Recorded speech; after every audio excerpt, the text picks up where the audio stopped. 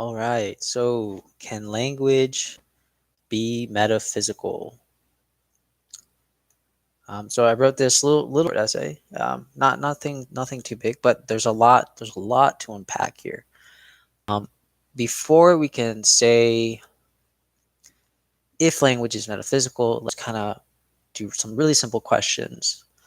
Let's really break down um, how we're going to proceed with this. All right. So a couple questions. What is language? What is word?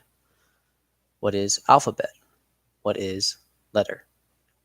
Now, these are sort of the preliminary questions that we will ask and kind of go through, and then we'll go with the more metaphysical questions. Can language be being? Can language be the grounding of all beings? Now, perhaps this is all too complex to begin with, but like I said, let's start with the simple questions, right? So, what is language? Now, remember, we're going with something simple here. So, language in its simplest context is what is said. I will not go through all the forms in which language can be spoken or unspoken, but nonetheless, language has this unique ability to manifest itself in almost infinite ways. And I want you to really pay attention to that, right? Infinite ways. So, if language is what is said, and what is said consists in words, then what is a word? Unfortunately, when we break down the etymology of word, for those of you that don't know what etymology is, it's just the history, it's the study of the history of how words develop over the course of time, right? So when I say, what's the etymology of the word, quote, quote, word, I am tracing back to the earliest notion of the definition of the word, word. Hopefully this doesn't get too confusing for you guys because I'm using word and word. But what I mean is word and then quote, quote, word. All right. So what is the etymology of the word, word, quote, quote? We still get definitions. Unfortunately, we still get definitions like speech, talk, utterance, sentence, and to utter, right? Which would be the verb form. And again, this kind of circles back to what we said what language was, which was what is said. So this doesn't help. Maybe this is the wrong question then. So let's skip that for now and ask what is an alphabet. All right. So the etymology of an alphabet is what are letters of a language? I mean, what are letters? The etymology of alphabet is letters of a language arranged in a customary order. All right. So now we have some ground here.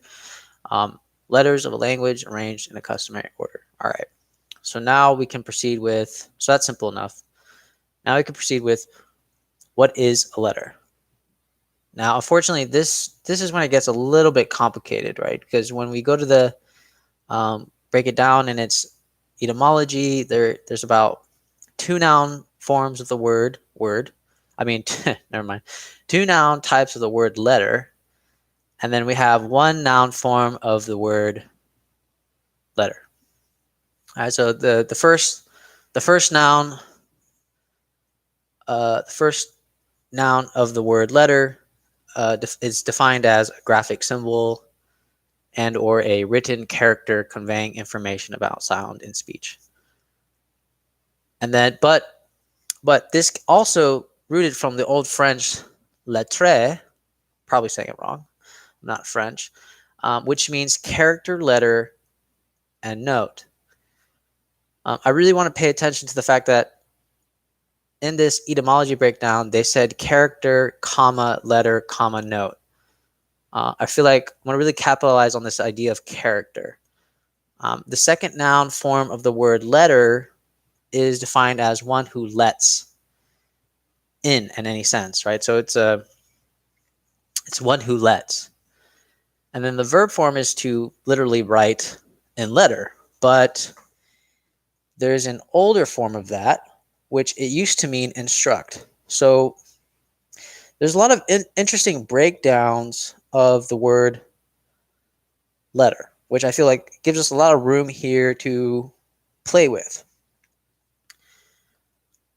So back to our original question, the more complex question of what is can language be being? Now, remember me saying that to pay attention to one of the definitions that is defined as character.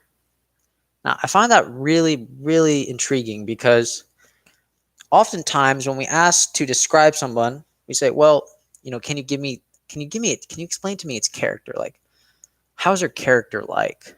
Right? How is she like? Describe her to me. What's the character of this individual? I really want to know who she is. Um, that's really, really interesting. Like something we don't really pay attention to often, and it's funny how you could almost say the person is itself a walking letter when we're like, well, what's the character of this person? And it's funny because we also throw labels on people, right? Well, he's smart, he's intelligent, he's all these things. But then also the person can change, right? And so the letters change, right? The characters change. And so that's also really intriguing, that I feel like something to really kind of dig into and flesh out.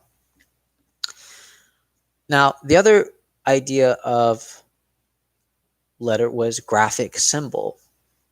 Hmm. Now, remember when I said, can language be the grounding of all beings? Graphic symbol. Um, I would say this accounts for art. It counts for almost anything. It counts for math. It counts for geometry. It counts for numbers. These are all sort of graphic symbols that we write down, and it kind of explains the the very essence of our cosmos. I don't like using the word essence. I'm sorry. So it really explains just the very function of our cosmos, and it's been known to explain so many things in our life, arithmetics, logic, all these sort of graphic symbols, right? And art itself has many use of graphic symbols, as well as dreams. And there's just like an endless variety of things that we can just take from graphic symbols, and all these type of things. Now, the last part, now this is, of course, again, this essay that I'm doing here is just very superficial. It's just the beginning of something, very deep, very deep. But if you have any questions, you know, feel free to ask them. And yeah, just feel free to ask them. So the last address I'm going to do on this is the verb form of the word letter, which I'm going with the oldest form. Actually, you know what? Hold on. there's I skipped one. So the second noun form of the word letter, defined as one who lets. That's we can do so much with that. I mean, if we're trying to answer the question of being one who lets, right? One who lets. There's so much letting going on, right? It's very communicative as well. One who lets, right? One. It's almost like this kind of submission thing going on. You could almost say like listening is kind of a submission a little bit, where it's like, well, I'm letting you talk. Um, I'm letting you be. I'm letting you communicate to me. But I definitely feel like there's a lot to flesh out for that one. Of course, these are just very, very superficial, kind of just poking and prodding at the kind of etymology of this. And then there's to instruct, right? Which is like the oldest form, the verb form of letter, which used to be called to instruct. Notice how the previous one was one who lets, and then there's instruct. There's a dual dual play at here. Where one can instruct and also one who lets. It's almost like student master, but it's all within the framework of the same letter, literally letter. Um, and so, if we expand this, right, we can always say, how a mother instructs her children, children let themselves be instructed. Same thing with animals. We, you know, so much communication, so much language going on that it's almost hard for me not to see how it's, not almost, it's hard for me not to see how it's basically everything. Um, but again, like I said, this is just a kind of this is me just kind of opening the bag and just really beginning to kind of prod and poke. And this is just a very superficial, etymology. I think there's so much to go into this, right? We can build like historical cases off of, you know, where language was the form in which the manifestation of religions took place. There's many cases of this, right? The Bible and people claiming that something spoke to them. There's also many cases of meditative practices where by uttering a word, they were able to transcend certain consciousness and states of being. There is so much. I cannot express enough.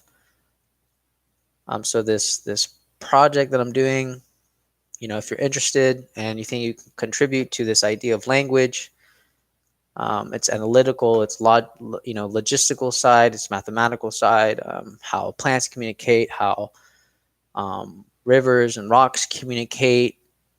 I really do start to think at a very big level, a big grounding, that language is being, language is the grounding of all beings, in which everything is alive, and how everything kind of reveals and conceals itself, because there is this interchange. If we take language seriously and communication seriously, there is this interchange of listening and speaking simultaneously, in which nature is constantly revealing itself and concealing itself at the same time, which would explain, mysteries and how we're just constantly discovering things and constantly figuring out that we've been wrong sometimes. I think I'm kind of being generous here. But again, like I said, I know I've repeated this, but very superficial poking. I hope you guys enjoyed this. And yeah, that's all I got.